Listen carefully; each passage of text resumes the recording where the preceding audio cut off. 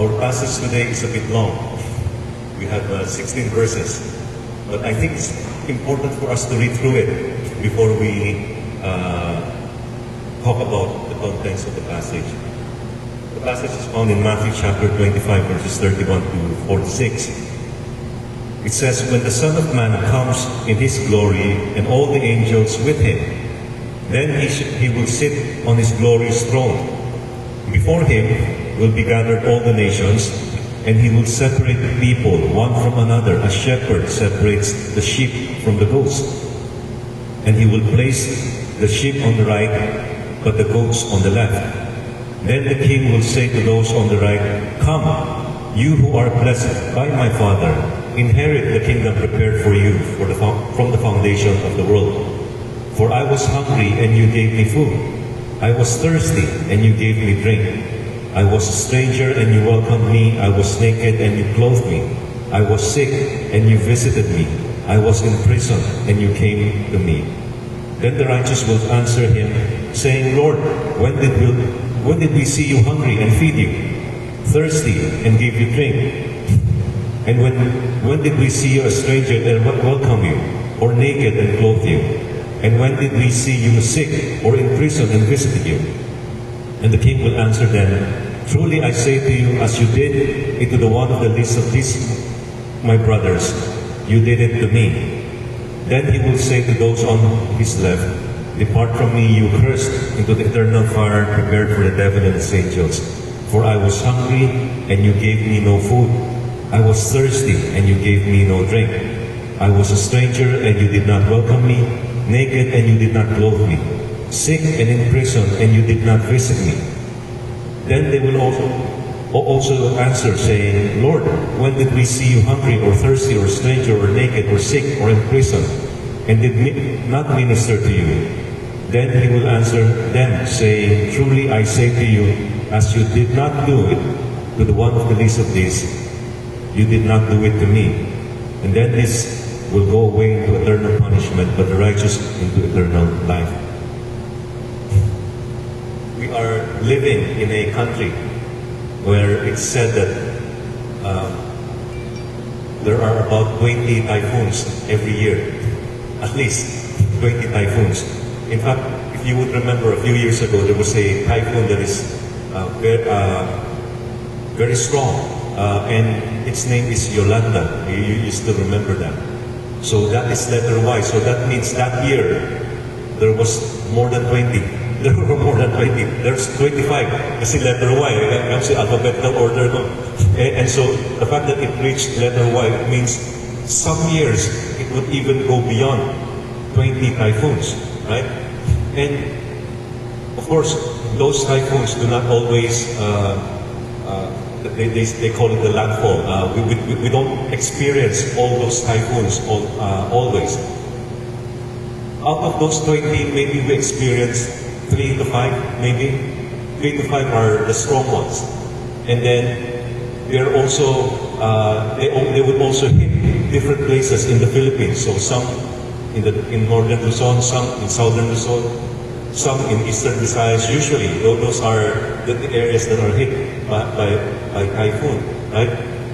And interestingly, every time there would be calamities like that, religious groups will respond to calamities. They would bring donations, food or clothing to those people who are affected by typhoon. But every year, whenever I would hear stories of responses to typhoon victims, I always am puzzled because of one thing. You know what is one thing that puzzles me? Is that Christians usually are the last to respond. Don't you notice that? Other religious groups are very quick to respond, right? Very quick. But usually Protestant groups, Christians are usually the last one to respond. And this is something that would make me scratch my head all the time. Why are we so slow to respond to calamities? There must be something about the way we think that makes us somehow think that, it is not very important. Right? And there must be something about the way, other religious groups think that makes them act quickly, right? And I have talked with this to some, pastor friends or Christian friends also. And they would say, well, other religious groups think that salvation is by good works, and therefore they stack up their good works, and they want to earn points in heaven. So because that's the way they think, they have to do good and do good and do good, and so they earn points in the record of God, and that's why they are very quick to respond and do good. But sometimes I think, is that really the reason? Maybe, because, if you really think that way, that I have to do a lot of good things in order to gain salvation, then people will really stack up with their good works and in order to gain favor with the Lord. And probably that could be one reason. But as I think through it, maybe some of them would think that way, but perhaps some of them do not necessarily think that way. Why? Because helping other people is just part of being human, right? When it is natural for humans to see whenever someone is in trouble, somehow the humanity in us would make us want to give us the urge to somehow help someone who is in trouble, someone who needed help. And I think maybe that is something that we as evangelicals, from the Protestant tradition, may need to somehow cultivate and even cultivate more, right? And I think this is something that we may need to work double time. Work double time with. Of course, it is true that we are not saved by doing good works. But the Scripture also made it clear that because we are already saved, we need to do God's work. Right? And part of doing God's work is somehow to respond to people who may need help. And I think that is something that perhaps we from the evangelical tradition may need to somehow rethink. True, we are not saved by doing good. But now that I have already enjoyed God's salvation, how do I respond to God? And how do I respond, especially to those people who may need help, right? And Matthew chapter 25 shows us that this is not a trivial matter. In fact, Matthew chapter 25 shows us that helping those who are in need is a very important thing to the Lord also. One thing that we need to understand is that in the Gospel of Matthew, the way Matthew tells his story, that there is a generalized picture of three kinds of people. First, you have the disciples. The disciples are not perfect people. In fact, there are times when the disciples doubt Jesus. Sometimes they would think, is he really the Messiah? Is he not the Messiah? Is he really what he claims to be? The disciples sometimes are not sure what they're doing. Sometimes they believe, sometimes they doubt. Sometimes they question God, but they are faithful. They are there. They are ready to say to Jesus, what do you want us to do? We're going to do it. And we wanted to follow you, whatever you do. Now, of course, we have the religious leaders in the Gospel of Matthew. The religious leaders, at least in the Gospel of Matthew, they were presented as the one who opposed Jesus. So in contrast to the disciples, they are if we want to phrase it the way, like a movie, you know, you have the good guys and the bad guys, right? The disciples, they are the good guys in the story of Matthew. They are the faithful ones. They are the followers of Jesus. They may not be perfect. Sometimes they would do a lot of, they would commit a lot of mistakes. But they are faithful. They would follow the Lord. On the other hand, there are the religious leaders that somehow the way they look at Jesus, we don't want him. We don't like what he's doing. And they are the ones who oppose Jesus. And then in the middle, there is what Matthew would call the crowd. The crowd is that group of people who would sometimes believe in Jesus, sometimes would not believe in Jesus, depending on the circumstances. Jesus did something good for them. He healed their sickness. He performed miracles. We're going to follow him. But if the religious leaders are there influencing them, we're going to shout, crucify him. So somehow, you have one group who's faithful to the Lord, one group who is not faithful to the Lord, and somehow, that group in the middle, who would sometimes be faithful, sometimes would go the other way, and you just know, we're not just sure where they are going. And we also have to understand that Matthew chapter 25 is part of a series of parables where Jesus talks about how the Lord is going to judge on the last day. That is why when you start reading, for example, in Matthew chapter 24, verses 42 to 50, we read about the parables of the wise and foolish servants. And then chapter 25, at the beginning of chapter 25, verses 1 to 13, the wise and the foolish virgins. And then verses 14 to 30, the faithful and unfaithful servants. And then we have the story of the parable of the sheep and goats. But this, Jesus shows us somehow a picture of how he's going to make decisions on the last day. But prior to that, we have to also understand that the things that is leading to this discourse of Jesus, this teaching of Jesus, is also his prediction about his death that begins from chapter 16. Beginning from chapter 16, Jesus is already saying to his disciples, a times will come when those who oppose him is going to make sure that he's dead. It's going to make sure that, they would eliminate him and take him away. That is beginning from chapter 16. And we see that the continuation of opposition against Christ, leading to his judgment, pronouncement of judgment in chapter 23 and also in chapter 24, right?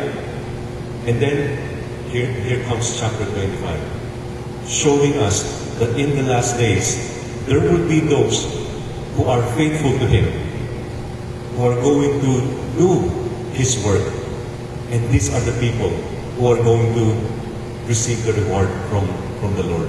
And those who oppose him, those who somehow refuse to follow him, those are the people who are not going to receive the reward from the Lord. And so somehow we need to take all these things into consideration as we read Matthew chapter 25. And two verses that sort of summarize this passage is found, it seems, in verses 40 and 46. When Jesus talks about, when Jesus talks to the sheep and the goat, that says, whatever you do to the least of this, you did it to me. And if you do not do to the least of this, you did not do to me. Right? And he was talking to the sheep and the goats in this area. Sort of like telling us that somehow we need to be like the disciples who are the sheep, who are faithful to the Lord, who follows Jesus, not like the religious leaders in Jesus' days who opposed him, who somehow tried to put a stumbling block before Jesus and oppose the work of the Lord. So having that framework, I think we are ready to look at the passage in detail. Let's begin by looking at verse 31 to 33. Let's read it again. It says, "When the Son of Man comes in His glory, and all the angels with Him, then He will sit on His glorious throne. Before Him will be gathered all the nations, and He will separate people, one from another, as a shepherd separates the sheep from the goats. And He will place the sheep on His right, and the goats on His left." Notice what He said there. All the nations will appear before Him. And then He said He's going to separate two groups. One sheep, one goat. A group of sheep and a group of goats. Several nations are before Him. But He did not say He's going to separate or distinguish them based on their ethnicity. He did not say He's going to separate them based on the color of their skin. No. He did not say based on their height or weight or something like that. He said He's going to separate them whether they are sheep or whether they are goats. Not based on nationality or race or anything like that. For those of us who grew up here in the Philippines, I don't think it is very common. I don't remember ever seeing sheep here in the Philippines. Have you seen sheep? No. We don't. We don't have it here. We only see them in pictures. In fact, when we see sheep in pictures, we only see a standard type of sheep, the one with the curly hair and white wool. We only see one kind, right? Once in a while, we would see goats. We have goats here in the Philippines. That is why there are stores in the countryside. For example, if you go down south or north, there are stores that would sell gatas ng kambing. There are goat products here in the Philippines, goat milk, goat cheese, and things like that. Why? Because we have goats also here in the Philippines. But the goats here in the Philippines is only one kind. The one with the beard and the one with the horn that is about 2 inches long. And that's it. That's the kind of goat that we see. And every time we see them, they're chewing something. Whatever they're chewing, that's the kind of picture that we see. But we have to understand that in the context of Jesus, they have more species of sheep and goats in their place. When they talk about sheep, it's not just the kind of sheep that we see in pictures. The one with the curly wool, and they have a lot of kinds of sheep. Some of them, the ram with very long horns, right? And for us who are, far away from Jesus' context, maybe we need to do a little more research. In the place where Jesus grew up, what kind of sheep do they see? What kind of goats do they see? And in fact, I need to do a little research on this and take a look. What kind of sheep do they have in their land? And it turns out that there are species of sheep that looks very much like goats. Some of the goats would have longer fur, and you would mistake them for sheep. Some sheep would have longer horns that makes them look like goats. And so, Jesus grew up in a place wherein you have sheep and goats that are not really easy to distinguish unless you are a shepherd and you have been with sheep and goats, and so somehow they become experts in distinguishing the two, because there are physical features between these two kinds of animals that look the same, right? I'm not quite sure how true is this, but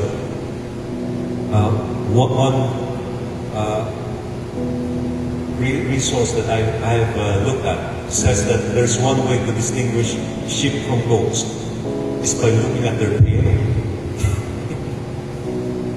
If the tail points up, that's a goat. If the tail points down, that's a sheep. Just don't look at their head because they look the same. Look at their tail, and then you will know which one is a sheep, which one is a goat. but the point is, there must be a reason why Jesus used this illustration as he teaches about the difference between sheep and goats. Why? Because sheep and goats, in their time, looks almost the same. It is hard to distinguish them. But there is a fundamental difference between the two. One of them does what is good, as illustrated in the story of Jesus.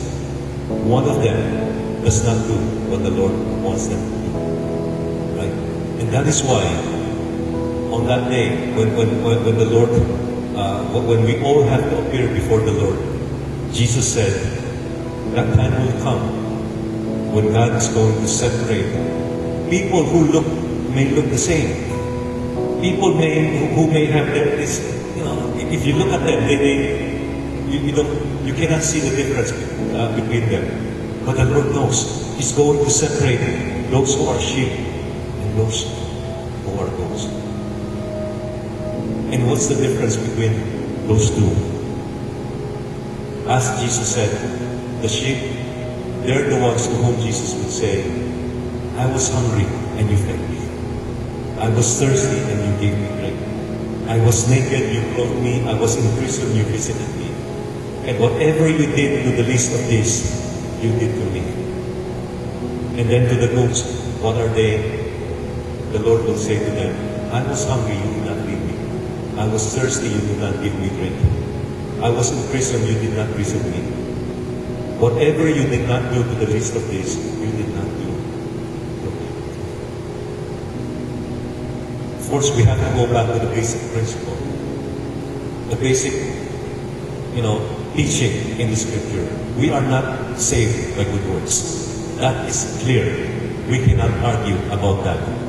That is, that is very, very clear in the Scripture. But we have to ask the question, now that I am enjoying the salvation of the Lord, what do I do next? How am I going to do the work of the Lord? Right? And just like what Jesus said, there will be people who will do the work of the Lord. And there are those who would not. The question is, are we going to be like the sheep in the story? Or are we going to be like the Lord? So may the Lord help us. And hopefully as we remember that even though we are not saved by good works, the Lord wants us to do it. The Lord wants us to continue doing what is good. Why? Because whatever thing that we do to help other people, we did to the Lord. It's just like we are helping Jesus, even though we're not helping Him. But that is something that God will appreciate us doing. So may the Lord help us. Let's pray. Father, we thank you for being gracious to us. And thank you, Lord, for allowing us the opportunity to be of service to you. Father, we ask that you would help us to always remember that even though we are not saved by good works, these are the things that you want us to continue doing. These are the things that you want us to carry out, to serve others as we serve you. Lord, we pray that you would continue to help each one of us to grow closer to you and to serve you in whatever way possible. In Jesus' name we pray. Amen.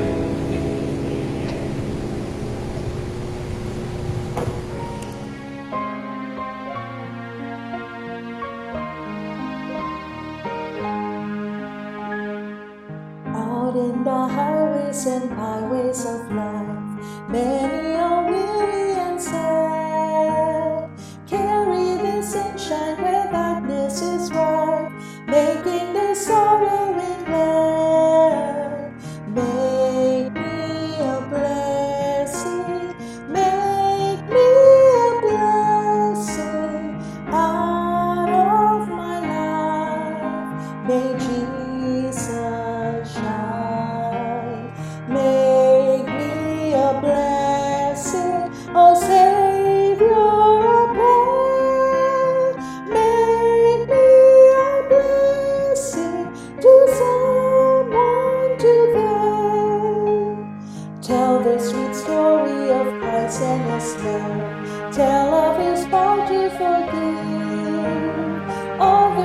trust Him and fondly improve through every moment you live.